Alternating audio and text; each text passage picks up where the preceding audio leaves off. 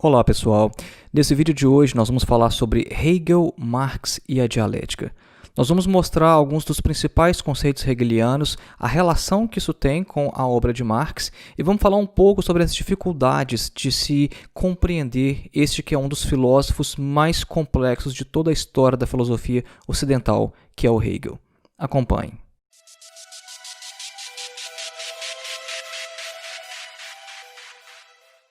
Em uma carta de 16 de janeiro de 1858, o Marx escreveu em uma carta a Engels que ele folheara por puro acaso uma das páginas da Lógica de Hegel e que isso tinha sido de grande ajuda para o projeto que ele estava no momento executando. A propósito, ele até menciona que este volume da Lógica de Hegel pertencia originalmente a Bakunin, mas aí através de uns contatos deles, aí, um amigo em comum, essa obra acabou parando nas mãos do Marx. E o Marx fala o seguinte, que ele tinha o objetivo de escrever uma obra sobre a dialética de Hegel assim que fosse possível. Só que Marx morreu e essa obra nunca foi escrita. Então a relação entre Marx e Hegel ela ficou muito por conta dos comentadores, e nem sempre foi fácil perceber isso. Por exemplo, os manuscritos econômico-filosóficos eles só foram publicados na década de 1930 na União Soviética. E esses manuscritos eles são originalmente de 1844. Demorou-se quase 100 anos, para que esses manuscritos fossem descobertos, fossem publicados e aí se pudesse ter uma noção melhor da influência, da importância de Hegel para o pensamento de Marx. Um outro grande teórico do marxismo e que percebeu a importância de Hegel para Marx foi ninguém mais, ninguém menos que Lenin. Lenin afirmou que não é possível compreender plenamente o Capital de Marx e especialmente o seu primeiro capítulo sem ter compreendido antes toda a lógica de Hegel. É uma afirmação muito forte por parte de Lenin. Em um artigo intitulado Sobre o Materialismo Militante, o Lenin também afirma que para ser um materialista consequente é necessário dominar muito bem a dialética hegeliana de um ponto de vista materialista. E nesse artigo, Lenin recomenda a criação de grupos de estudo para se compreender a dialética hegeliana. Existe até mesmo um livro de Lenin sobre isso, que se chama Caderno sobre a Dialética de Hegel, que na verdade era um caderno de anotações, um material de estudo de uso pessoal que o Lenin foi fazendo anotações enquanto estudava a obra hegeliana. Bom, Hegel é muito importante para todo mundo que pretende estudar a obra de Marx. Mas a questão é óbvio que um vídeo pequeno, curto como esse, não pode dar conta de falar muita coisa sobre essa relação e sobre uma filosofia tão complexa como a de Hegel e outra também que não é nada fácil como a de Marx. Qual que é o nosso objetivo aqui? Pelo menos é desfazer alguns mal-entendidos muito comuns que se tem ao se falar sobre a dialética hegeliana, porque na verdade tem muita gente que quer falar sobre Hegel, tem muita gente que comenta e fala muita bobagem, infelizmente. Eu mesmo, por muitos anos, achava que essa ideia de tese, antítese e síntese era alguma coisa que tinha a ver com a dialética hegeliana, e porque eu li isso num livro. Eu tinha um livro de introdução à filosofia, um autor conhecido, respeitado, mas cuja especialização não é em idealismo alemão. E eu lembro que no livro o cara até desenhou lá um triângulozinho e tal, tese, antítese, síntese, e muita gente acha que isso tem a ver com a obra de Hegel, e não tem.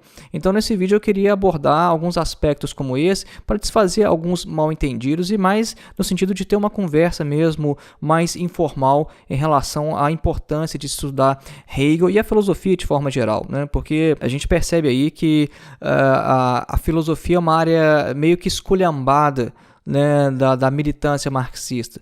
As pessoas preferem aquelas coisas mais práticas, mais palpáveis, as ciências sociais, de forma geral, a história e o conhecimento filosófico sobre os fundamentos do marxismo, eles são um pouco escanteados. Um dos erros mais comuns ao se caracterizar a filosofia hegeliana é colocá-la em oposição ao materialismo de Marx. Mas espera aí, idealismo e materialismo não são opostos? Não exatamente. A gente poderia dizer que o oposto do idealismo seria o realismo, certo? Mas muita coisa que Marx falou, muita coisa que Marx articulou já está presente também no chamado idealismo alemão. Porque, na verdade, existem várias formas de idealismo. Idealismo a gente tem ali desde a Grécia Antiga, com Platão. E a gente tem uma forma de idealismo contra a qual o Kant escreveu a grande parte da sua crítica da razão pura, que é o idealismo do Berkeley, que não tem absolutamente nada a ver com o idealismo de Hegel.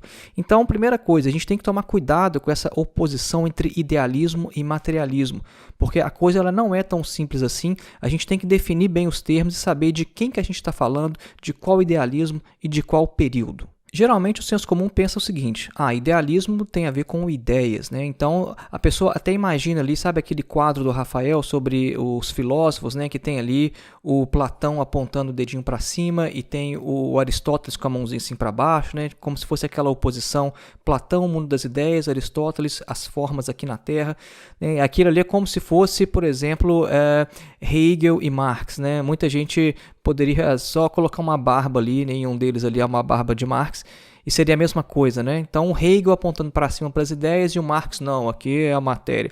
E a coisa não é assim, porque quando a gente pega, por exemplo, a fenomenologia do espírito, o que a gente tem ali é o desenrolar, né, da consciência através da história. Então a dialética ela é essencialmente histórica, o Hegel está lidando ali com a história.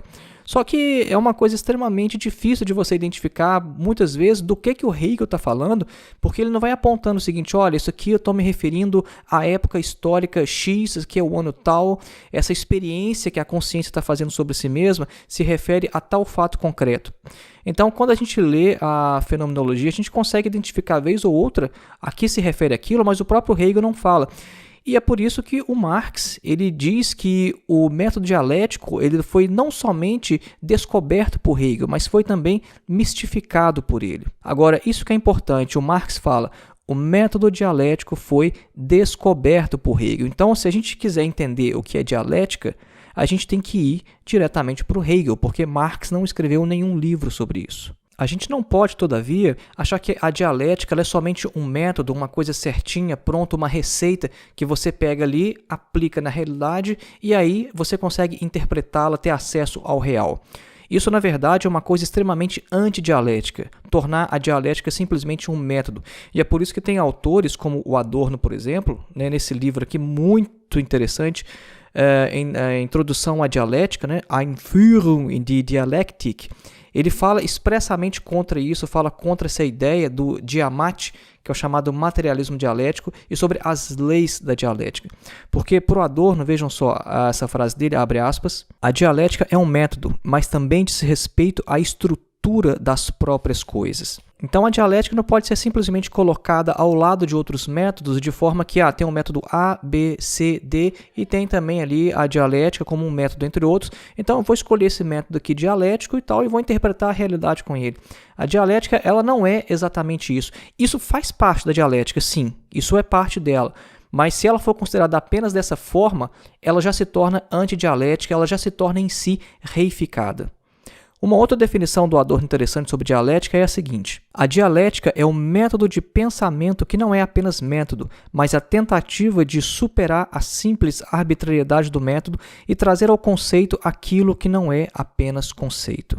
A dialética diz respeito, portanto, às próprias coisas, e diz respeito às coisas em seu devir, ou seja, a dialética ela dissolve tudo em processos, ela dissolve a rigidez dos objetos. A gente não considera como na metafísica cada objeto de forma pura, acabada, reificada, hipostasiada. A dialética ela dissolve tudo isso. E essa característica da dialética de transformar tudo em processo foi extremamente importante para a obra de Marx e Engels quando aplicado à história. As instituições sociais, por exemplo, elas perdem o seu caráter absoluto e elas são transformadas ou são percebidas em processos, elas são percebidas em seu vir a ser. E é justamente isso que a gente tem aqui nessa que é a principal obra de Hegel, que é a Fenomenologia do Espírito, ou Phänomenologie des Geistes em alemão. Porque nessa obra aqui, a gente vê a consciência desenvolvendo as suas experiências sobre si mesma até chegar ou culminar no saber absoluto. Mas isso aqui é todo um processo histórico, como eu falei anteriormente nesse vídeo. Está nos planos fazer um vídeo especificamente sobre a Fenomenologia do Espírito, então não vou me alongar sobre isso, vou deixar isso para uma outra oportunidade. Outra característica muito importante da dialética hegeliana utilizada por Marx é a questão da crítica imanente. E a crítica imanente vai mostrar para a gente por que não existe essa história, essa ideia de tese, antítese e síntese. A crítica imanente tem a ver com o fato de que todo objeto é em si mesmo contraditório. Isso quer dizer, um objeto ele é idêntico e não idêntico a si mesmo, ou seja, a negação de um objeto está em si mesmo e não fora de si. Porque a ideia de tese e antítese é o quê? A ideia é que você postula uma tese aqui, depois você postula uma antítese aqui, essa antítese é fora, e no final das contas você faz a síntese de ambos. Mas vejam só como Marx aplicou isso em sua obra. Quando Marx critica o capitalismo, ele não o faz contrapondo esse sistema a um outro como o socialismo ou o comunismo. Vocês já repararam? O Marx ele nunca faz isso. Ele nunca fala assim, olha, o capitalismo funciona assim, assim, assado. O capitalismo ele é muito ruim porque no comunismo vai ser assim. Marx não faz isso. Isso é totalmente estranho à obra de Marx. O que Marx faz? Ele coloca uma característica do capitalismo e aí ele desenvolve essa ideia, essa característica e nisso ele vai mostrar quais são as consequências, ele vai mostrar as contradições que já estão nessa própria característica do capital. Ou seja, isso se chama crítica imanente e é isso que a gente aprende com Hegel. A ideia da crítica imanente, ou seja, de que um objeto ele tem a sua negação, a sua contradição em si próprio. Então vejam, não é criticar o capitalismo fazendo uma comparação com o socialismo. Não, a crítica é, eu tenho o capitalismo aqui, eu critico o capitalismo pelo que ele é. Eu investigo cientificamente esse modo de produção e a partir de ali eu vou chegar à sua negação. Essa ideia de tese, antítese e síntese, ela de fato existe na história da filosofia, mas ela existe em Kant e também em Fichte. Ela não é uma característica da dialética hegeliana e nem da dialética que Marx aplicou em sua obra. Uma outra característica importante da dialética hegeliana é a questão da suprassunção, como é chamada em português. Isso no alemão é Aufhebung. Tem um vídeo específico aqui no canal sobre isso. Eu recomendo que vocês deem uma olhada lá, mas eu vou resumir de forma bem rápida, bem sucinta o que eu falo lá. Uma Aufhebung é um movimento triplo no qual um objeto ele é negado, ele é preservado e ele é elevado a um nível superior. Esse substantivo alemão ele vem do verbo aufheben, e esse verbo, se você olhar lá no dicionário, ele tem um monte de significados distintos e até meio contraditórios uns com os outros. Isso é bem característico da língua alemã, e o Hegel, inclusive, ele fala que a língua alemã ela expressa, de certa forma, essa estrutura dialética das coisas, né? Porque dependendo do contexto, você sabe exatamente o que a pessoa está te falando, né, no dia a dia aqui na Alemanha. Porque Aufheben, ela pode ser, por exemplo, você cancelar uma coisa, cancelar um passeio que você ia fazer, mas aí está chovendo, você não vai fazer mais, né? Então ele foi aufgehoben. Agora, pode ser também você elevar alguma coisa, né? Você tirar alguma coisa, por exemplo, daqui da mesa e levantar. Isso é uma Aufhebung também. Então, o que o Hegel faz de inovador é que, ao invés de usar Aufhebung com um sentido apenas, ele usa com esses três ao mesmo tempo. Quando ele fala Aufhebung, ele quer dizer três coisas, ou seja, esse movimento triplo. Você nega uma coisa, você preserva essa coisa, você eleva a um nível superior. Um exemplo prático que é dado pelo Leandro Konder no seu livro de Introdução à Dialética é sobre o trabalho humano. Ele dá o exemplo seguinte, quando você vai fazer um pão. Para fazer pão você precisa do trigo, né? Só que você não pode utilizar o trigo da forma que ele está na natureza. Você tem que aplicar um processo de transformação no trigo. E nisso aí você nega o trigo em sua forma natural. Ou seja, o trigo ele é negado em sua forma natural, mas de alguma forma ele ainda é preservado porque ele vai aparecer no produto final que é o pão. Então você nega o trigo, ao mesmo tempo você preserva, porque ele foi negado em sua forma natural, mas está preservado. E aí você, com o processo de trabalho, você vai elevar o trigo a um nível superior, que é o pão. Só que aquele trigo que estava na natureza, ele ainda está presente no resultado final. E esse processo de Aufhebung, que o Hegel descreve mais uma vez nesse livro aqui, na Fenomenologia do Espírito, é exatamente este. A consciência vai passando por diversas experiências, e essas experiências sempre trazem ao seu final as experiências passadas, né? E o trabalho ele é, por isso, uma atividade essencialmente dialética. O Marx ele usa isso justamente na questão da transição do capitalismo ao comunismo. Porque, vejam bem, A transição para o comunismo não significa a gente destruir todo mundo capitalista, jogar tudo no chão e aí construir um paraíso na Terra a partir do nada. Várias características do modo de produção capitalista elas precisam ser preservadas porque elas são até mesmo uma pré-condição para uma sociedade capitalista. Por exemplo, o autodesenvolvimento das forças produtivas. Né? O Marx ele via a coisa dessa forma. Então, o capitalismo ele é negado, ele é preservado de alguma forma e algumas de suas características elas estão presentes nessa elevação, nesse nível superior que é a sociedade comunista. Então Marx e Engels eles pensam dialeticamente essa transição justamente nesse modelo da Aufhebung, em que você nega, você preserva e você eleva a um nível superior. Compreender a obra de Hegel é uma tarefa realmente muito difícil, muito complicada, e nesse sentido vejam só o que o Lenin fala nesse mesmo artigo que eu citei no início do vídeo sobre o materialismo militante. O trabalho necessário para esse estudo, para essa interpretação e essa propaganda da dialética de Hegel é extremamente difícil e, sem dúvida, as primeiras tentativas neste sentido serão acompanhadas de erros. Mas só quem não faz nada não se engana. Neste texto, Lenin estava se dirigindo a uma sociedade científica e está falando sobre as dificuldades de se organizar um grupo de estudo, porque ele estava incentivando esses cientistas, esses materialistas, a estudarem a obra de Hegel. Eles estavam fundando uma revista científica e o Lenin os aconselha a publicar fragmentos da obra de Hegel, nos números da revista, e diz que o grupo de redatores deveria ser uma espécie de sociedade de amigos da dialética hegeliana. Quando eu comecei a estudar Hegel, eu passei a perceber o tanto de coisa que estava passando batido nas minhas leituras de Marx. Porque o Marx ele não escreve as suas obras como se estivesse fazendo um trabalho acadêmico e colocando referência em tudo que ele escreve, dizendo de onde ele está extraindo as ideias. Quando ele critica o Hegel, ele coloca abertamente, olha, o Hegel fala isso e isso eu estou criticando. Agora, quando ele está acompanhando o Hegel, fazendo uso do método do filósofo de Iena, o Marx ele não fala nada, ele simplesmente pega as categorias e utiliza. Só quando a gente conhece a própria obra de Hegel diretamente, é que a gente começa a perceber essas coisas. Mas como o Lenin disse, é uma obra extremamente difícil, complexa e demora um tempo. Eu me lembro que quando eu estava na graduação ainda, eu demorei mais ou menos uns 2 anos para começar a entrar na linguagem da fenomenologia do espírito, lendo ela em alemão. E eu me lembro que depois de mais ou menos uns 2 anos lendo essa obra em alemão, eu fiz um teste e fui ler a edição em português, porque eu pensava que, poxa, talvez deve ser o idioma, né? Aí eu achei a edição em português mais difícil ainda, porque eu já estava mais habituado com o texto em alemão. Ou seja, demora um tempo para começar a se habituar com o vocabulário do Hegel. Por exemplo, quando ele fala sobre a consciência e a sua contradição entre seu saber e sua verdade. Saber e verdade têm sentidos muito específicos dentro da obra de Hegel.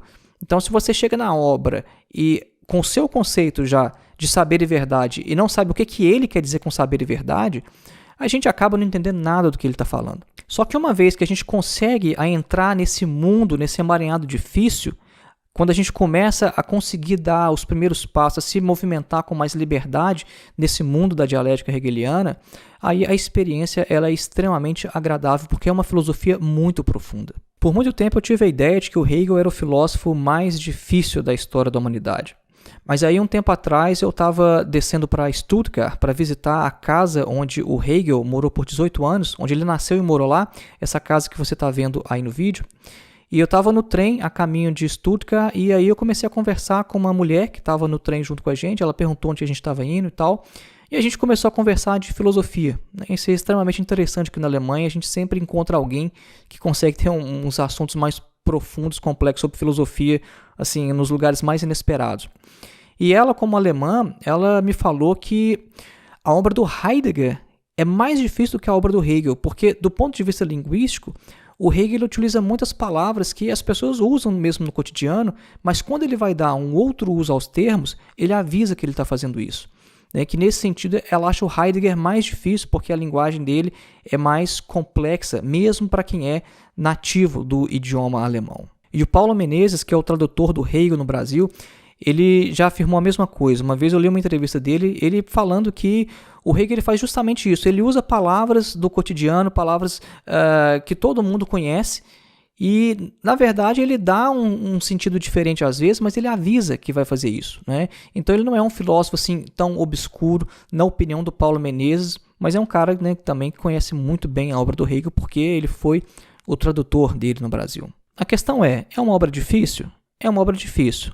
Demora um tempo para entender? Demora. Tem muito a ver também com a questão da motivação, mas também é extremamente recompensador. E se o objetivo, se a motivação é compreender melhor a obra de Marx, então é indispensável ter uma boa compreensão da obra de Hegel. É preciso tomar muito cuidado, então, quando a gente ouve qualquer um falando sobre Hegel, porque tem muita gente, a gente até mesmo que tem já um certo renome, né, como acadêmico, mas que não é um especialista da obra, que vai falar alguma coisa de Hegel e reproduz um monte de senso comum e que não tem a ver absolutamente nada com o que o próprio Hegel dizia, falava ou escreveu. Faça um teste. No seu círculo de amizade, quantas pessoas você conhece que já leram essa obra aqui? Que, na verdade, não só leram, mas continuam lendo, porque isso aqui não é uma obra que você lê uma vez na vida.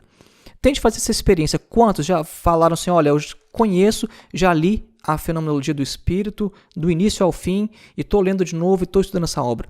Quantas pessoas você conhece que já fez isso? Eu, particularmente, não conheço quase ninguém.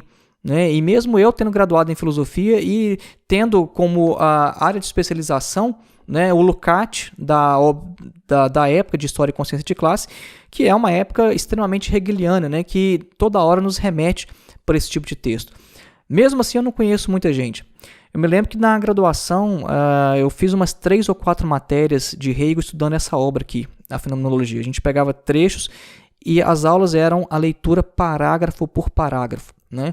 E eu fiquei pensando, gente, se eu tendo esse acompanhamento desse professor foda que eu estou tendo aqui, o cara com doutorado na Alemanha, doutorado na década de 90, o cara muito experiente, né, lendo isso com a gente em alemão em sala de aula, se mesmo assim eu estou tendo essa dificuldade, imagina quem vai começar lendo Hegel por conta própria sozinho. É uma obra muito difícil, né? E eu fiz 3, 4 matérias mais ou menos durante a minha graduação e achei a obra extremamente complicada, né, mesmo tendo esse auxílio. E eu lembro que o professor, às vezes, ele falava assim com a gente, olha, a gente tem que ler essa obra aqui, porque se nós aqui na filosofia não lermos, quem mais nessa universidade vai ler? Então é de fato uma obra que exige uma certa motivação e eu não quero desmotivar ninguém a ler Hegel. Eu quero colocar as dificuldades justamente para saber o que você pode esperar e justamente para não desanimar no início, porque o resultado depois ele é muito recompensador. Então foi esse aí o vídeo de hoje. Já sabe o que fazer? Joinha, comentário, compartilhar com os amigos desse vídeo, se inscrever no canal se não for inscrito e até a próxima.